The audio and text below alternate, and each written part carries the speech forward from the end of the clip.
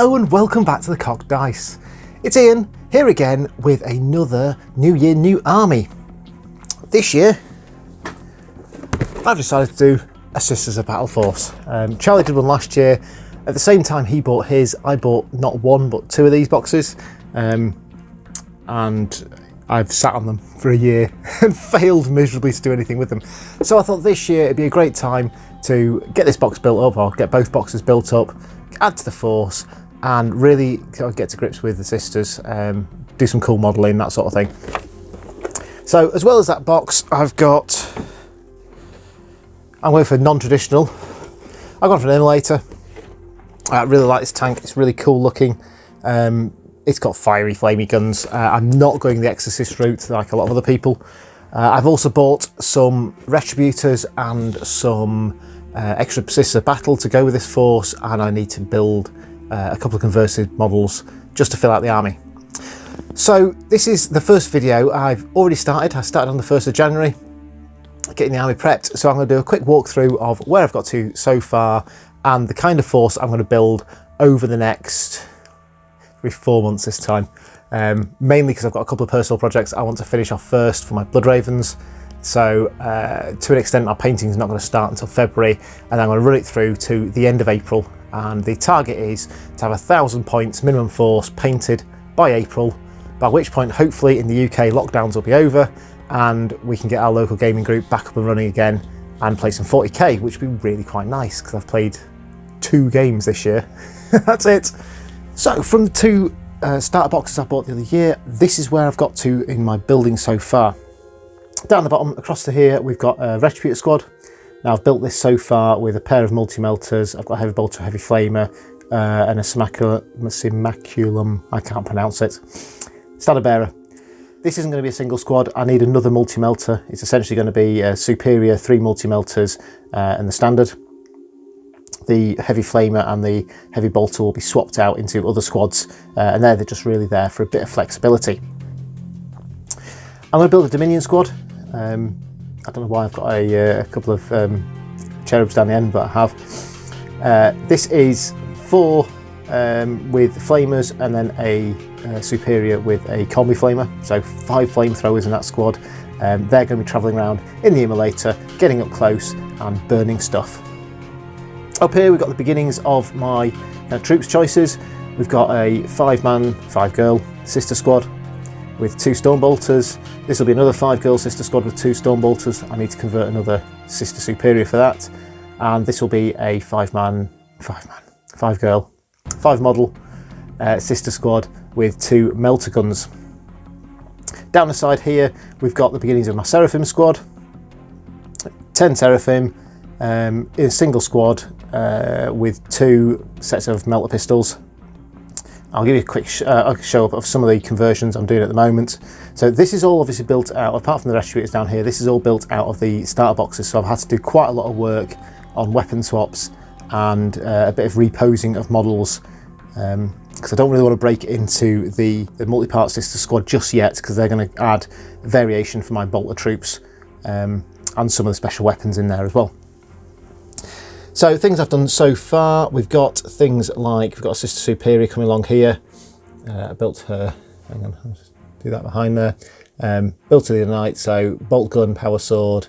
I think that's the one from the spare Superior and the Seraphim squad. I've added the cool little backpack halo, and I'm going to build out a bit of green stuff on the arm there. I should go there. Things like some of the Stormbolters. The Stormbolters from the multi-part kit, I bought a bunch of extra ones of these from eBay, and they fit really, really nicely onto the standard models from the kind of monopose kit. All I've had to do really is do things like build out elbow joints a little bit, because they only come from the hand forward. But it has meant I've managed to get out loads and loads of extra Stormbolters without having to buy loads and loads of kits.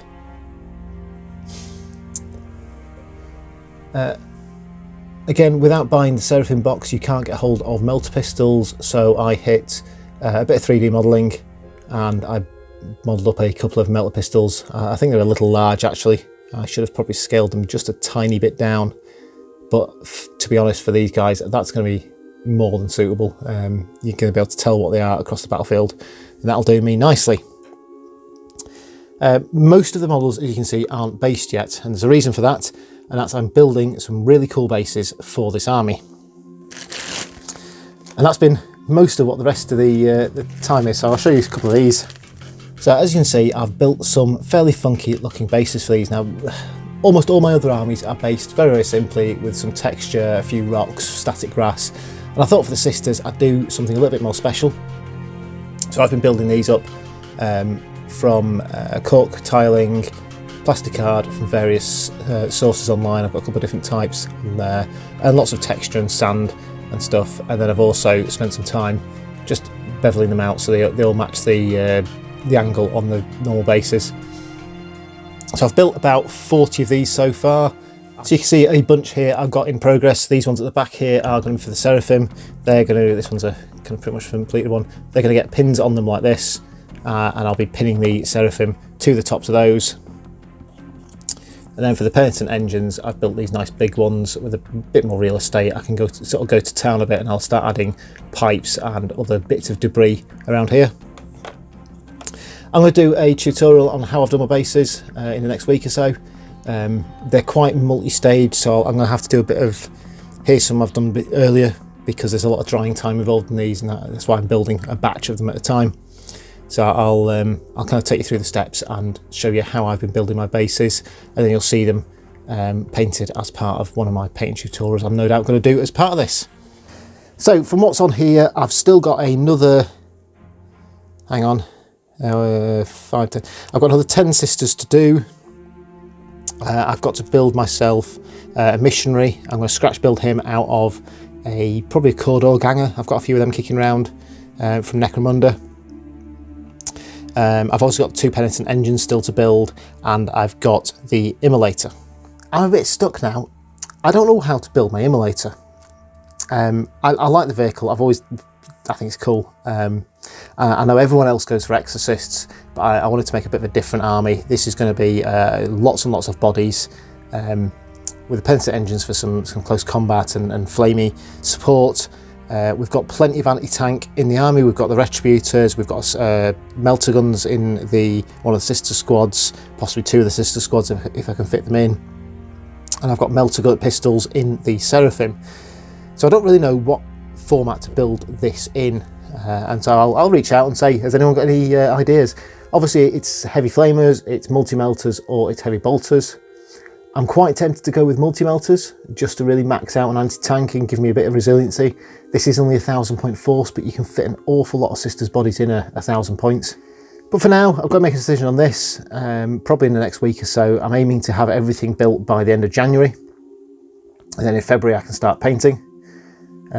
Since we're talking to painting, this is a brilliant segue to this picture. So I've been kicking back and forward. I've really struggled. I spent most of kind of November and December trying to come up with a colour scheme that I wanted to paint my sisters. Originally I was going to go for silver and blue, but obviously I've just done my Necrons last year in silver and blue, and I do like each of my forces to look quite stand out from each other. There were someone on one of the sisters groups showed off some really nicely painted kind of purplish pinkish robes, and I really like this. I think they went with a gold armour, so I thought this was a great colour scheme. The white contrasts really well. It's going to be just off white. It's going to be a very, very, very pale grey. So I thought it contrasted really, really nicely with the pinks. Keep the weapons and the casings and stuff very, very simple. Black. I'll probably do the pouches in some sort of brown. Nice bright gold.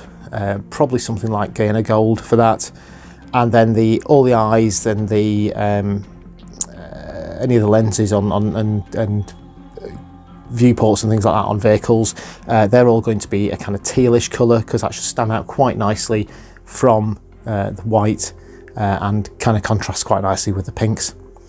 So hopefully this is once again a really exciting challenge. It's 3 months, is not a lot of time to get that amount of figures painted. We're talking 40 sisters, 45 sisters, plus the vehicles.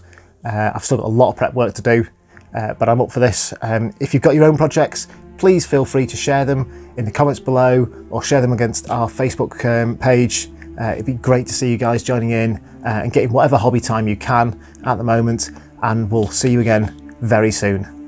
And thanks for joining us here at The Clock Dice. Why not like this video and add a comment below? It really helps boost the channel. And while you're at it, if you click on the icon below, you can subscribe to the channel for all the latest updates as soon as they're live. Why not check out some of our other videos and playlists? You can click on the ones on screen right now. Take care, and we'll see you next time.